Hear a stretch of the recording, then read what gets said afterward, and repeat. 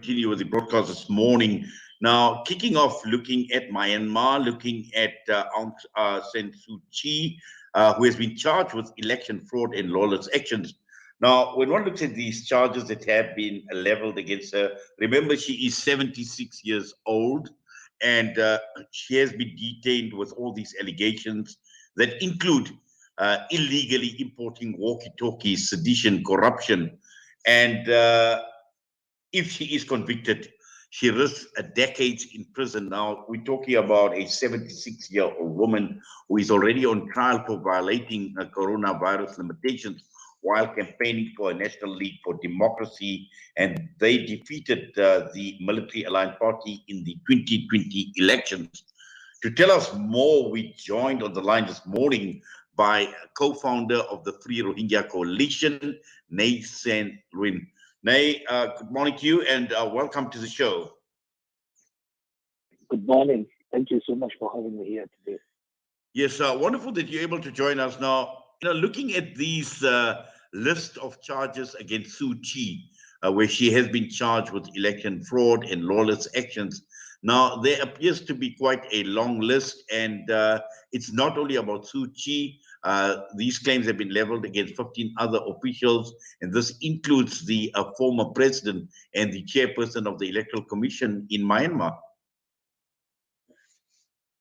Well, since the military coup happened on 1st February, she was detained, and also the President Rohingya was also detained, and other cabinet members were also detained. So they charged her with the several cases, like the election fraud and the lawless action, and also, as you mentioned, the importing the walkie-talkie, and also the corruption. Like she had. She has received, gold and US dollars 600,000 from the Yangon Chief Minister of Humanity. Those were all the allegations they make, and she is now attending the court every day. Every weekday, she is in the court. So it is likely they are going to sentence her long prison. She's at the 76, and getting age, but still, she needs to attend the court every day. And these charges, they will not drop unless, the international pressure grows. But, the international pressure is, as you see, unlike before, once she was under house arrest before the 2010, there were a lot of pressure against the military regime. But now there is not so much pressure from the international community for her cases, because international community also fed up with her action against the Rohingya. She went to the International Court of Justice to defend the military and dismiss the genocide. So the military, once she defended the military, but the same military is now charging her with all the several charges. So this is only the people who are fighting inside the country, they can change the situation, as I see. Yes, exactly the point that you had raised with regard to her defense of the military when it came to the Rohingya. But we know that the Myanmar military is a law unto themselves. They are ruthless. They are absolutely brutal. From what we've seen as far as the treatment of the Rohingya goes. Now, looking at Suu Kyi, she is at the age of 76 and facing all these charges, multiple charges. And it is clear that even in terms of should they find her guilty, there is no way that she would be in public life, and possibly even looking at risking a long time in prison. Well, our senior ID was sentenced to 20 years, and also another one, chief minister from the Tehran state, She was sentenced to 95 years. So these are the very brutal.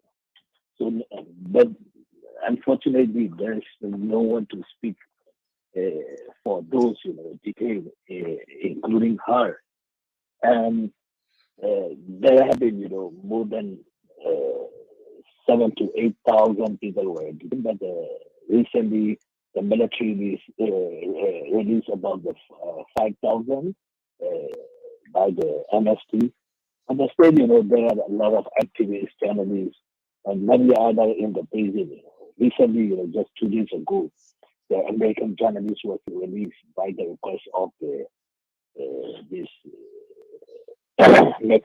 former the New Mexico governor, Bill Richardson. So these two things, depend. This either international pressure or uh, the people fighting inside the country. Only that this two things can change the situation. Otherwise, the situation remains like this, and the military will continue ruling the country, and maybe they will hold a election that will favor the military backed Tulsi party to win in the upcoming election, because the military promised that they will hold the election in 2 years. So we have to wait and see. But the authenticity case, I think the military will not give up. They will surely sentence her for long-term prison. Now, how much support has Suu Kyi got in Myanmar to make an impact or to stand up to the military in Myanmar? Well, in Myanmar, most of the people got her as a mother.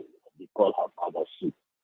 So she still has the majority support, but the people who are now involved in the state regulation, they have realized that that she has made a lot of mistakes by defending the military and collaborating with the military to secure her position, to secure the her ruling party position. So after the people start this revolution, they even asked to abolish this 2008 constitution. Her party members formed the parallel government called a national unity government. They have also denounced this 2008 constitution, which is completely against her policy. So she was, before she came into the power, she was opposing this 2008 constitution, but later she agreed and she sat in the parliament, and in 2015 she became the state councillor. So she was just always trying to negotiate with the military, but at the end, military betray her and they coup the power. So I think even if she is released in near future, the public opinion will not change. The public realize that this military is brutal to anyone, not only the Rohingya, not only the other ethnic minority, but also now the same military is committing the crime against humanity against the entire population. So I think in the future, Myanmar will not remain like before. So the people who are fighting on the ground, they will fight for the full freedom, not this under the constitution controlled by the military.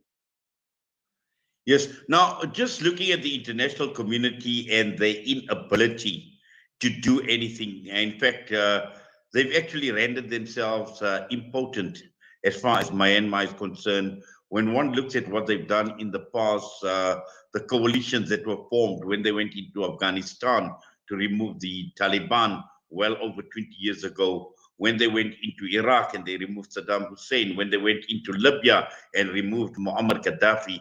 Why do you think the international community cannot do the same in Myanmar? Well, their interest is very much important. Myanmar case is different. Myanmar is backed by the Russia and the China, so they will always see, what will have this geopolitical impact. So I don't think this kind of thing will happen in Myanmar case, and also this also, frankly speaking, depend on the natural resources we have. So as the China also is superpower, this country is protecting the military general. I don't think this kind of thing will happen. Myanmar, the people of Myanmar have been begging the West country to intervene since the day one, but no one really give that much attention to take down this military. Yes, so it does appear as if, from what you're saying, that the West is hesitant because of China and Russia in particular. Yeah. That is true, because we have been asking UN to involve the responsibility to protect R2P, but this didn't happen. And also from the UN Security Council, we didn't get any resolution, that will make a big pressure to this military general. This never happened because the Russia and the China, they didn't even allow the other member of the UN Security Council to discuss this thing. So these two countries are the big problem for us. They are always defending those criminals from Myanmar. Well, Nay San Lwin, we thank you as always for taking time out talking to us here on Salam Media. We wish you all the best, and please take care. Thank you for your time. Thank you so much. That was co-founder of the Free Rohingya Coalition, Nay San Lwin, regarding the Suu Kyi and many others in Myanmar. And we've heard about close on to 1,250 people that have been killed, another 10,000 that have been detained by the Myanmar military. We're going to go for a break. We come back. We're talking with regarding India, and we are talking with Umar Sharif, an Indian-based political analyst, and talking about what's happening in the area of Tripura in India. Durban, KwaZulu-Natal,